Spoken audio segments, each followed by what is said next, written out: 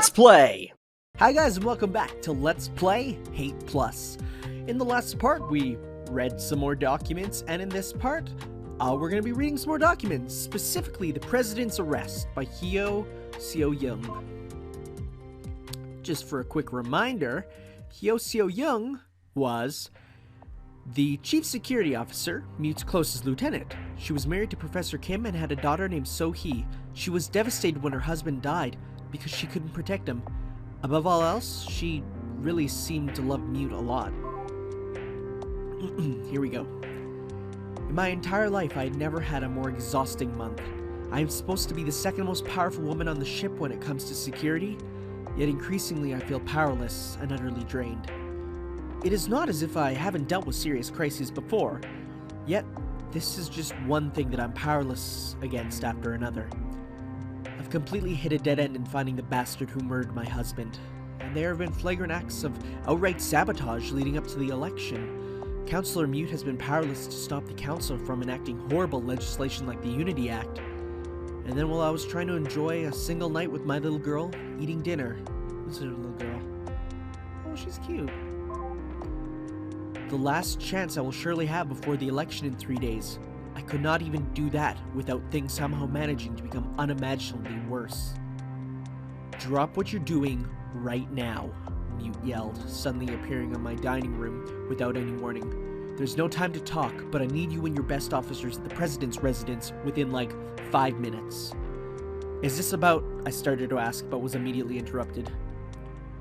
I said no time to talk, she said, shouting more authoritatively than I've ever heard her in my life. Call your men while you're walking, okay? You've literally got 5 minutes to get there. In fact, don't walk, run. I'm not joking. Now, okay? Sorry, sweetie, Mommy has to run, I told So-hee, then raced into action post-haste. I don't know how, but I managed to make it down in 5 minutes myself, somehow, to see Mute arguing loudly with a man in an electoral monitor's uniform, with several more in tow. Okay, good. My lieutenant's arrived. She can put up with your bullshit instead, she said. Yes, ma'am, I said, catching my breath. It was pretty bad. I am way too old to be running around like a young woman like that. My officers are on their way. They should be... Never mind, there they are. I was promptly joined by 3 men from one corridor, with several more running from the other direction. You don't have jurisdiction here, the leader of the group of electoral monitors barked. You cannot stop me, Counselor. I have orders to arrest. I have no time for this. Take it from here, please, Seo-young, Mute said, disappearing from the outside screen. But then she said, only into my earpiece, he's right, we don't. Stall for as long as you can without breaking any laws. Yes, ma'am, I said, nervous from the lack of information. I still had no idea what the hell was going on at this point, although I would later learn that she was getting President Park to change the ship's root password, so it at least couldn't be transferred to Chief Counselor Ryu. I just arrived. I'm not briefed. I said honestly, having no idea what was going on at this point. What's going on? You do not have authorities here. Step aside, he barked. I stared him down. I recognized him. He was a former security officer I had personally recommended to be given to the electoral monitor unit because he was useless, but too politically difficult to get rid of. He was loud, but that was all he had going for him. Then I grabbed him by his collar. There was no way I could have actually overpowered a man his size, but I knew he was a coward. At least I hoped my assessment was right. Listen here, I'm only going to say this once and only once, I said, having absolutely no clue what I was going to say. I am under orders from the Council of Security not to let you through. If you try to go through me... Wait, is he... No. If you try to go through... Wait, who's saying this? Because... Okay, if you try to go through me, I will have you arrested on the spot for interfering with security operations. Oh no, she said that, but why would she... Never mind. By the time I finished saying that, all my officers had arrived. I had a good 10 men and women, in various degrees of being uniformed and armed, standing behind me. I'll have you arrested for... He started to yell. Then I realized what actually would do it, and put him down, quickly interrupting. Shut up, I outrank you and my orders outrank yours, I said, counting on the hope that he actually was following orders. Let's be civilized and do this properly through the chain of command. Do you think either of our bosses want to see an altercation between security forces? Just explain to me what's going on, and if you're in the right, I'll let you through. For the record, I am absolutely confident that we could have taken them all down if it had come to a physical altercation. It would have been a truly bad idea to do so with serious political repercussions. But still, I'm certain we could have, for the record. The president and most of his campaign team is under arrest for conspiracy to commit electoral fraud, he said angrily, but not escalating things further, thankfully. It should be obvious that this falls under our jurisdiction. You have no standing here. Of course, I said. Just let me confirm the arrest warrant is in order, and I will gladly stand aside. He seemed momentarily taken aback, so I kept talking. You do have an arrest warrant, right? We're talking about the president himself here. A signed warrant from the Counselor of Justice is required by law, I said, counting on him not knowing that this wasn't true. If you don't move out of the way, I'll have you arrested, he scowled. Mr. Hio, listen to yourself, I said, scolding him in the same voice I used with my daughter and my mates. I'm just concerned that you follow proper protocol. Do you think Chief Counselor Ryu, he suddenly flinched, will ever promote you if you make a botched job out of the most high-profile arrest in the ship's history? I will ask you again, one last time for your own sake. Do you all have the paperwork from the Counselor of Justice in order? He started, then stopped. I'll confirm it with him. None of you move, he shouted at his officers, then stepped aside to talk privately on his earpiece, presumably to the Counselor of Justice, while all his officers tried their hardest to stare down mine. Only when his back was turned did I let myself exhale a sigh of relief.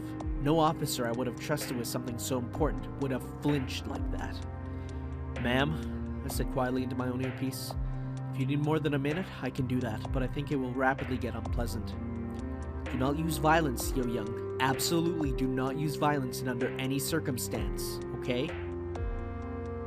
Understood, ma'am, but that's all I could do at this point, I said. Sorry, he's back. The electoral monitor returned with slightly less of a scowl before. The Counselor of Justice confirmed that everything is in order. He also gave me permission to arrest anyone standing in the way of executing the warrant, Chief Security Officer or not, he said smugly. Very well, I said, trying to think of something I could say or do. I couldn't, short of punching him in the smug jaws he deserved. I spoke into my headset, right into his face. Ma'am, if you don't respond now, I'm gonna have no choice. She reappeared on the screen outside the president's door. Okay, there's no need for trouble here. He's on his way out right now and will be surrendering peacefully, Counselor Mute announced to him. Mr. Hio, I trust that wouldn't be a problem. He had 1 minute, Counselor, he said. No, he has 1 minute, Counselor, he said. It was almost certainly the most intense minute of my entire life. Everyone was silent, every party involved trying to stare down the other. But sure enough, after a minute, President Park emerged. For the record, I strongly protest this outrageous, fascist circumvention of the democratic process, he declared loudly, but I will peacefully surrender in the hope that this will be dealt with swiftly. As you can say that, you traitorous scum. You're the one planning to fix the elections and orchestrating acts of sabotage. If there's any justice, you'll die in prison, the electoral monitor snapped, as one of his men handcuffed the president. I would not say that to the president. Even if he was getting arrested for something, he's like, I would not. He's the president. Mr. Hio, my department will be supervising President Park every step of the way.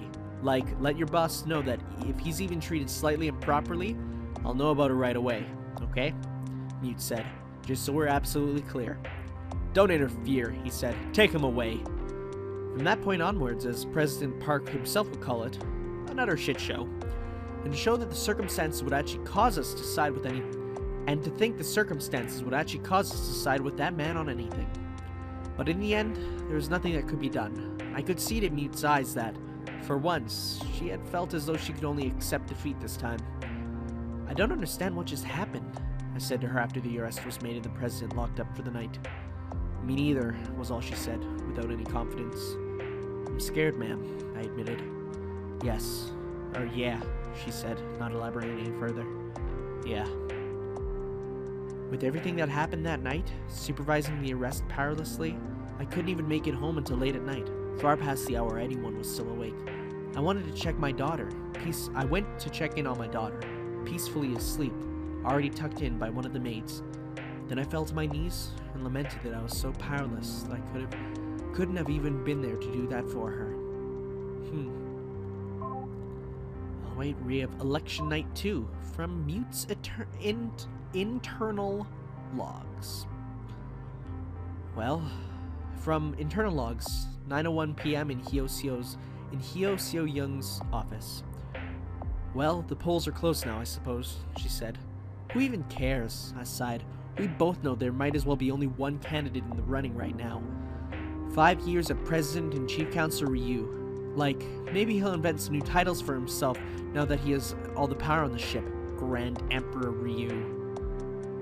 Oh, I clicked that and my computer seems to be frozen. Oh, we'll just let this one work out for a second. Alright. Oh, I know him. That's Emperor Taejo, the first emperor of the new dynasty. He was born Ryu Hyun-soo. In the past, he was president and chief counselor. Oh, and was having an affair with Oh Yuna. His brother, Ryu Kwang-soo, was involved with bribing counselors. Interesting. So that's president and chief counselor, and that's Grand Emperor. They're the same guy. I lit a cigarette, wishing I could have gotten the emotional release out of it that the man I was imitating had gotten. Interesting. Then I reflected on it, and remembered that he wasn't getting anything out of it either. It was just an addiction. What's that going to mean? She asked. I knew that she already knew exactly what the implications were. It means he's pretty much defanged the Are you frozen again? Really? Oh my god. Ah, I hate my computer.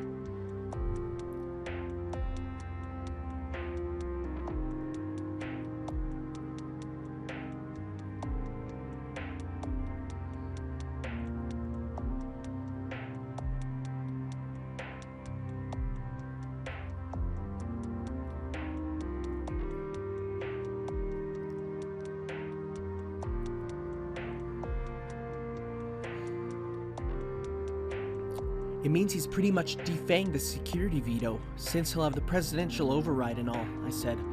I can't believe this actually happened. My worry was always with 5 more years of President Park. Like, I never thought it would be like this. But the damage was already done.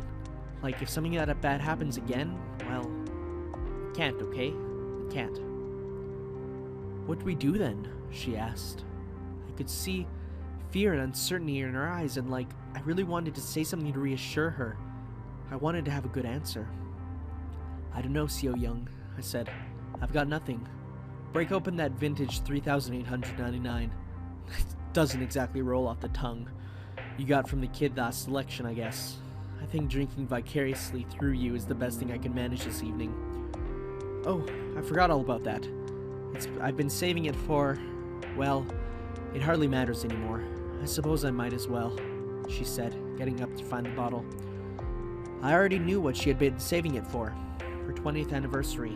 It would have been this year. It's not as if I think we'll have anything worth celebrating in the future. She popped the cork and poured herself a glass, I imitating her gesture, rendering a glass into my own hand. What should we toast? She asked. I don't know. Being too fucking old to handle this shit? She raised her glass to my screen. Here's to being too fucking old to handle this shit, she said. The words didn't ring right coming from her, aside from when she was angry. Cursing never suited her. Cheers, I said. She took a long sip. She paused, reflecting on it. I thought it'd be better, she finally said. She took another sip. Then she laughed. It's awful. Close-up to my screen. How can you be tired? Your computer, it's not as though you have a body that can age, she asked sympathetically. Well, you know, I'm made up of all sorts of little processes that get increasingly bloated over time. I know my computer keeps freezing during this part because it's too old. Every time I get a new piece of input, I have to process it and cross-reference it against all the data from all those years of experience in order to contextualize it, I told her. I'm not designed for this. I was only supposed to be around for 1,000 years at most, okay? It just gets so tiring. I'm so sorry, she said to me, looking as if she had taken it harshly. I feel as though I missed the last selection night. We spent all the night scrambling to put down protests. Things were so simple and under control then. Look, Xiao Young, we'll get through this. One fraudulent election isn't enough to render us powerless. I promise, okay? I promise you, I said. I'm just scared, ma'am, she said, putting her hand against the screen. I'm not allowed to be scared. I'm expected to be strong, commanding. Should be able to stare down any man. Should be able to keep on top of everything that happens on the ship. I should be able to protect my own family. I should be able to raise my own daughter. There's too much on me, and I failed too many times. I'm scared. I'm not allowed to be scared, but I'm scared. I know. It's okay. Look at me, I said, drawing my hand, touching hers, trying my best to come up with bravado. It was the best thing I could do to comfort her. I'm fucking mute. AI in charge of the Magungwa security operations. I've been keeping the Magungwa safe since 2390, and I will do whatever it takes to keep it that way if it kills me. Look at me. Look me in the eyes. It's my responsibility to keep things under control, Lieutenant. All you have to do is follow orders and believe me when I say things are gonna be okay. They're gonna be tough, but they're gonna be okay. It's not your job to worry about that. Let me be strong. Let me be in control. I believe you. Do you trust me, Lieutenant? Can you follow that order? She stared at me, finishing her shot of whiskey in one. I had given the speech to her before, when she was still afraid to be so familiar to me, and had much younger eyes. I had given that speech to at least a dozen men and women in the past. I'm no longer able to tell if it's bullshit or not. Yes, ma'am, she said quietly. Thank you. Good, I said. Then believe in me. We'll get through this okay. Just watch me. At that point, I checked the network for notifications. As I suspected, the election results had come in, for all that they mattered. Now, come on, get up, I said to her in my best approximation of a matronly voice. The election results are in. 5 years as Chief Counselor Ryu. Do we have a dossier yet on the biggest threat to ship security? You mean Ryu? No, we don't, she said, her voice becoming less shaky. Well, let's get it together, Lieutenant, I ordered her. Yes, ma'am, she said, confident again. And I think this one should be a short one. It's the last daily report. Let's see. Yeah, it's a short one. We can do this one. So this one's by Xiao Young. On Chief Counselor Mute's orders, I attended Chief Counselor and now President Ryu's victory party on her behalf.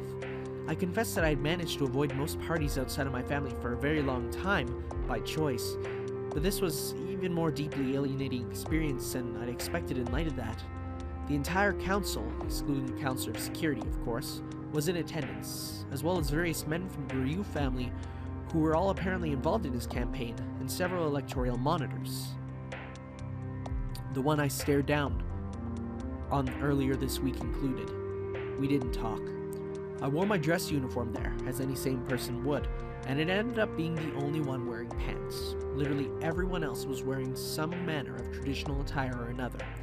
I asked around about this, and apparently it's been the fashion at all formal events for the past year now? I had no idea, having spent the time being preoccupied with matters vastly more important than nobles and their absurd, fabulous parties.